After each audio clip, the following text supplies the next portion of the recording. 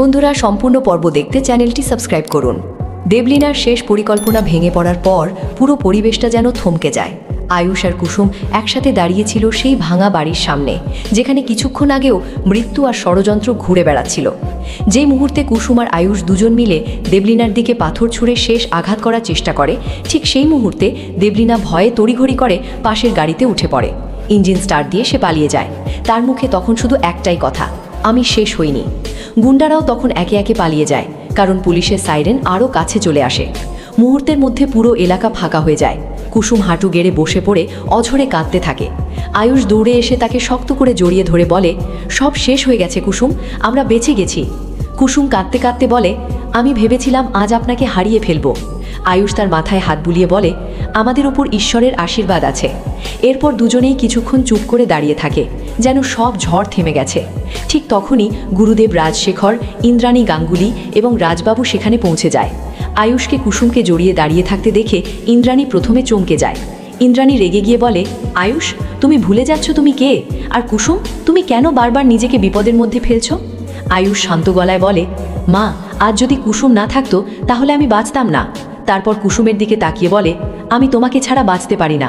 কুসুম চোখ মুছে বলে, ছোট সাহেব, আমার কিছু হলে আপনি বাঁচবেন না, আর আপনার কিছু হলে আমি বাঁচব না। এই কথায় চারপাশের পরিবেশ ভারী হয়ে যায়। ইন্দ্রাণী আরও রেগে গিয়ে বলে, এই সম্পর্কটা ভুল। কুসুম আমাদের বাড়ির কাজের মেয়ে, আর তুমি আমাদের পরিবারের উত্তরাধিকারী। আয়ুষ কঠিন গলায় বলে, মা, ভালোবাসা কোনো পদবি দেখে না। এই কথায় ইন্দ্রাণী থমকে যায়। গুরুদেব শান্তভাবে বলেন, ইন্দ্রাণী, তুমি যাকে রক্ষা কবচ ভাবছিলে সেই আজ তোমার ছেলেকে জীবন ফিরিয়ে দিয়েছে। ঈশ্বর কখনো ভুল জায়গায় শক্তি পাঠান না। রাজশেখর মাথা নেড়ে সমর্থন করেন, কিন্তু ইন্দ্রাণীর মনে তখনও দ্বন্দ্ব। সে বলে, সমাজ কি বলবে, মিডিয়া কি বলবে? রাজবাবু বলে, সত্যি সবসময় নিজের পথ তৈরি করে। হঠাৎ করেই আয়ুষ কুসুমের হাত ধরে বলে, আজ থেকে আমি তোমাকে হারাতে দেব না। কুসুম লজ্জা আর ভালোবাসায় চোখ নামিয়ে নেয়। এদিকে দূরে অন্ধকারের মধ্যে দেবলীনা গাড়িতে বসে আছে, তার চোখে প্রতিশোধের আগুন।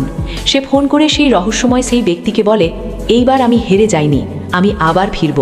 সেই অজানা ব্যক্তি শুধু হাসে আর বলে, খেলা এখনও শেষ হয়নি দেবলীনা। হাসপাতালের আলো দূরে ঝিলমিল করে, আর কুসুম আয়ুষের নতুন সম্পর্কের শুরুতে আবারও এক অজানা ঝড় আসার ইঙ্গিত দিয়ে গল্পটা থেমে যায়। ইন্দ্রাণী গাঙ্গুলির কঠিন কথাগুলো শোনার পর কিছুক্ষণ সবাই চুপ হয়ে যায়। আয়ুষ কুসুমের হাতটা আরও শক্ত করে ধরে রাখে, যেন ছেড়ে দিলেই আবার কেউ আলাদা করে দেবে। কুসুম মাথা নিচু করে দাঁড়িয়ে থাকে, কিন্তু তার চোখে ভয় নেই, শুধু এক ধরনের শান্ত দৃঢ়তা। গুরুদেব রাজশেখর ধীরে বলেন, ইন্দ্রাণী, তুমি যাকে অপমান ভাবছিলে সেই আজ তোমার ছেলেকে জীবন ফিরিয়ে দিয়েছে। ঈশ্বর কখনো ভুল জায়গায় শক্তি পাঠান না। এই কথায় ইন্দ্রাণীর চোখে দ্বিধা দেখা যায়, কিন্তু সে এখনও পুরোপুরি মানতে পারে না।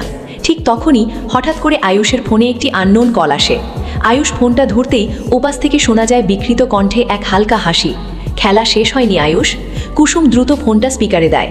সেই একই কণ্ঠ আবার বলে, দেবলীনা পালিয়ে গেছে ঠিকই, কিন্তু আসল খেলা আমি শুরু করব। এই কথা শোনার পর রাজবাবুর মুখ শক্ত হয়ে যায়। গুরুদেব চোখ বন্ধ করে বলেন, এই সুর, এটা সেই অন্ধকার শক্তির ইশারা। কুসুম ফোনটা শক্ত করে ধরে বলে, কে তুমি? সামনে আসো। কিন্তু ওপাশে শুধু বাঁশির সুর শোনা যায়, তারপর কল কেটে যায়। ইন্দ্রাণী এবার অস্থির হয়ে বলে, আর কত বিপদ, এইসব বন্ধ হওয়া দরকার।